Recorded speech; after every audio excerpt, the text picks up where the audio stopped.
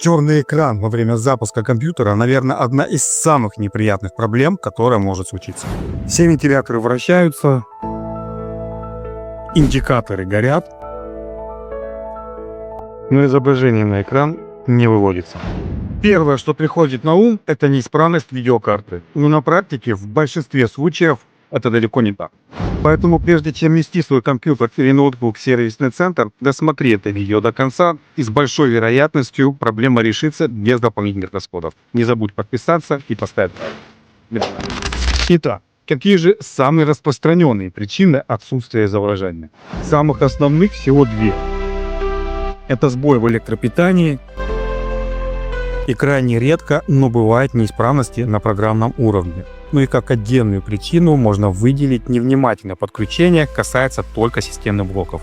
Собственно, это и будет первым этапом проверки. Про ноутбуки расскажу чуть дальше. Как бы странно это ни звучало, но в первую очередь, что необходимо сделать, это проверить подключение монитора к сети. Проверить кабель HDMI или VGA на наличие повреждений и правильность подключения. Если в системном блоке есть видеокарта, то подключение должно быть обязательно через нее.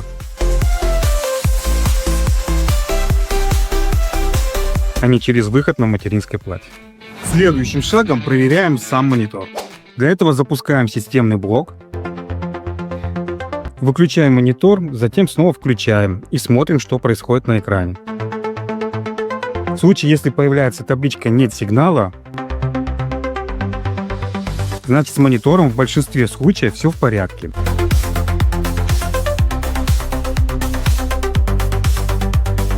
Если вы видите рабочий стол или запуск системы, и изображение снова пропадает, с огромной вероятностью монитор неисправен.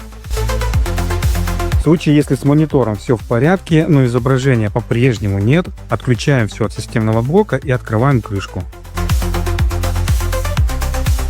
Если скопилось много пыли, рекомендую хотя бы хорошенько его продуть, а в идеале выполнить полное обслуживание. Подсказка на видео, как это сделать, будет в конце этого ролика. После этого извлекаю батарейку BIOS.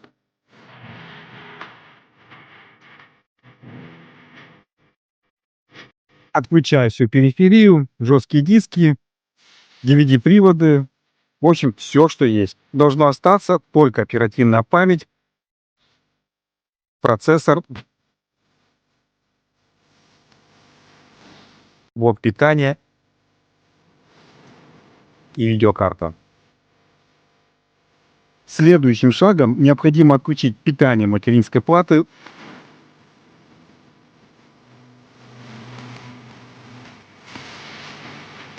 центрального процессора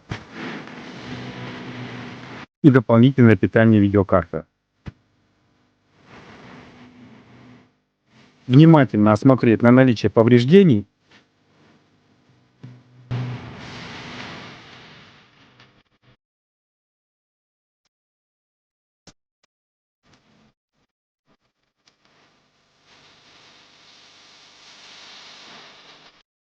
и установить обратно.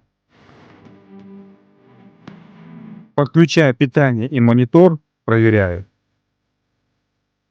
Если изображение появилось, выключаю компьютер и по очереди подключаю периферию. Сначала один жесткий диск. Проверяю изображение. Потом второй и так далее. Как только подключится неисправное оборудование, изображение пропадет. Это значит, что это оборудование просто нужно заменить. В случае, если изображение так и не появится, перехожу к проверке оперативной памяти. Очень часто из-за окиси на контактах модули АЗУ не могут нормально работать, что вызывает появление черного экрана. Контакты нужно почистить, сделать это можно обычным ластиком.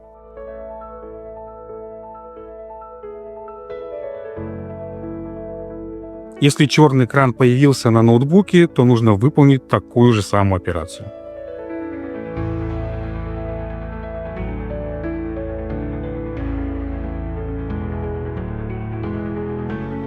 После того, как контакты почищены, вставляем один модуль в любой понравившийся слот.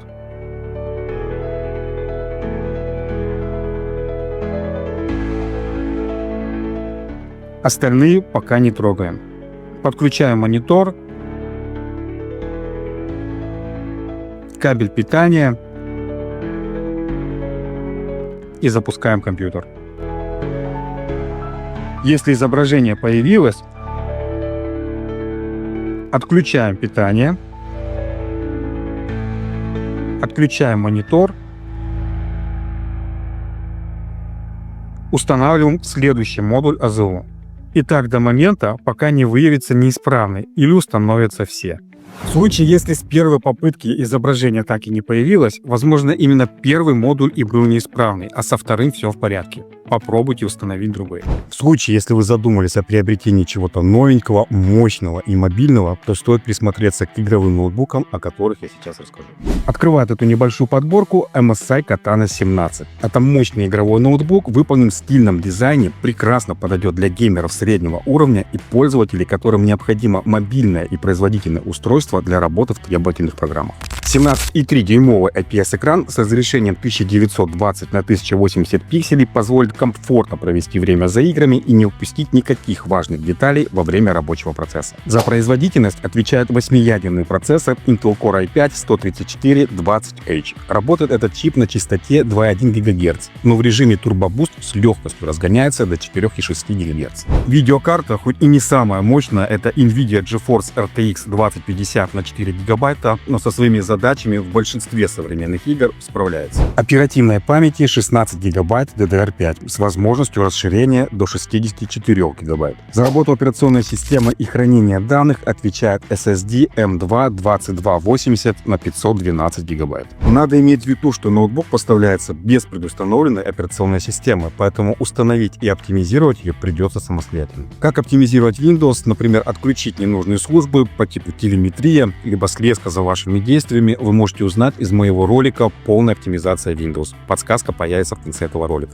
Или скачать уже готовый вариант, но для этого вам необходимо подписаться на мой канал в Boosty. И там же я смогу проконсультировать вас по любым интересующим вопросам. Ссылку оставлю в описании. Для тех, кто ценит не только производительность, но и компактность, MSI GF63 будет отличным решением. За производительность отвечает 8-ядерный процессор Intel Core i5-12450H, который работает на частоте 2 ГГц.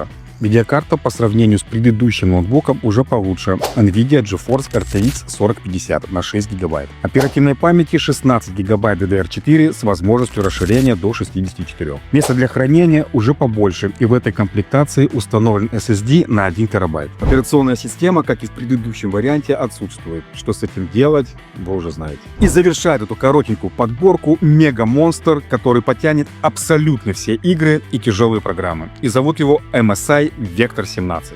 Это решение уже для профессиональных геймеров и тех, кому нужен компьютер для 3D-моделирования и работы в очень требовательных программах. Этот ноутбук оснащен 24-ядерным процессором Intel Core i9-13980HX. Базовая рабочая частота 2,2 ГГц. В режиме разгона 5,5 ГГц. Видеокарта значительно мощнее предыдущих вариантов, и это NVIDIA GeForce RTX 4080 на 12 ГБ графической памяти. Оперативной памяти в базовой комплектации 16 ГБ, но ее можно расширить до 64. Поставляется, как и все предыдущие варианты, без операционной системы. Если какая-то из этих моделей понравилась, купить очень хочется, но денег не хватает, на этот случай тоже есть решение. С кредитной картой от Т-банка вы без проблем сможете порадовать себя новыми гаджетами и новыми возможностями. А беспроцентный период до 12 месяцев позволит еще и ничего не переплачивать. Переходи по ссылке в описании, оформляй карту, и ты получишь пожизненное бесплатное обслуживание. Благодарю за то, что посмотрели интеграцию.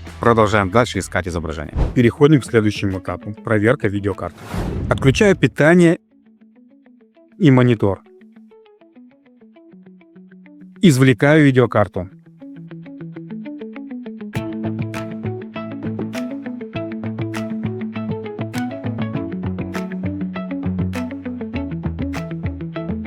Подключаю монитор к одному из видеоразъемов на материнской плате.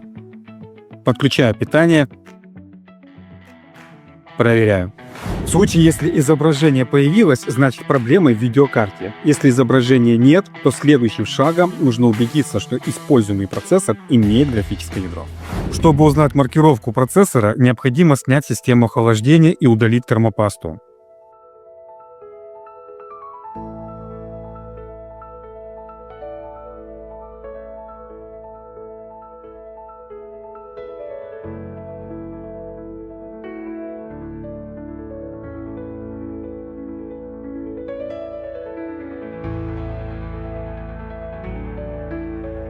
Вбиваю название в поисковик.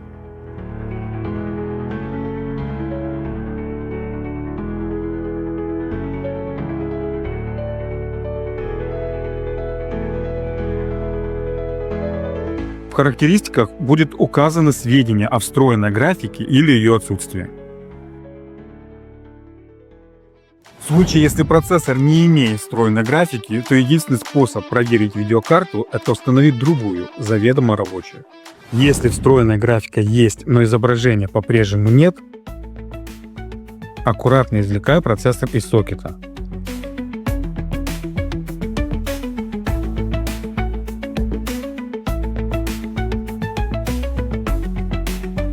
Осматриваю контакты на процессоре.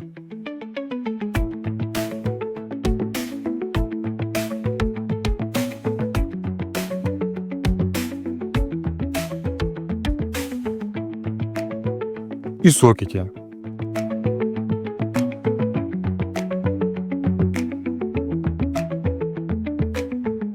Вполне могут быть нагары, окись на контактах и следы термопасты. В случае с процессорами от Intel будет не лишним прочистить контакты процессора ластиком.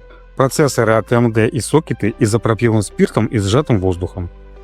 После прочистки и продувки жду, когда все хорошенько просохнет, устанавливаю процессор в сокет, наношу новую термопасту.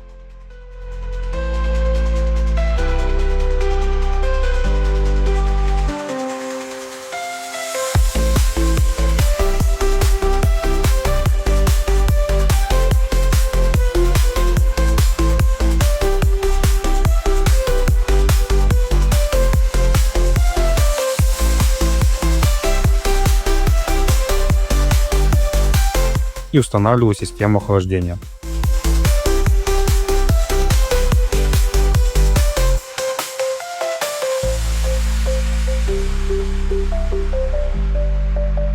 Подключаю питание, монитор.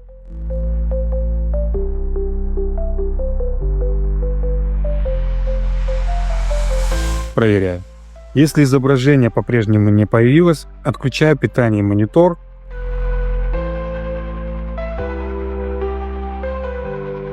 Извлекаю материнскую плату и блок питания из корпуса.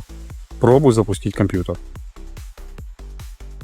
Если изображение появилось, то следует заменить корпус. Вполне вероятно, что он деформирован, и после монтажа материнской платы происходит замыкание. Еще одна причина появления черного экрана – это неисправный блок питания, который под нагрузкой может не выдавать нужного напряжения, и как следствие изображение не будет выводиться. Проверить напряжение в домашних условиях без оборудования можно только установив другой заведомо рабочий блок питания. Следующая причина – это вышедшие из строя компоненты материнской платы. В этом случае лучше передать компьютер на диагностику специалистам в сервисный центр.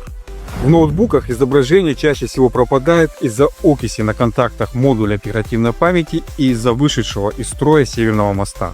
Причина – несвоевременное техническое обслуживание и перегрев. Но прежде чем разбирать ноутбук, рекомендую проделать нехитрую манипуляцию. Включая ноутбук, жду, когда появится черный экран и загорятся индикаторы. После этого жму на кнопку включения и удерживаю минимум 15 секунд. Даже после того, как ноутбук отключится, все равно удерживаю нужное время. После этого включаю ноутбук в обычном режиме. В следующем видео я расскажу об основных причинах перегрева, как правильно подобрать систему охлаждения и термоинтерфейсы. Благодарю за просмотр. До новых встреч!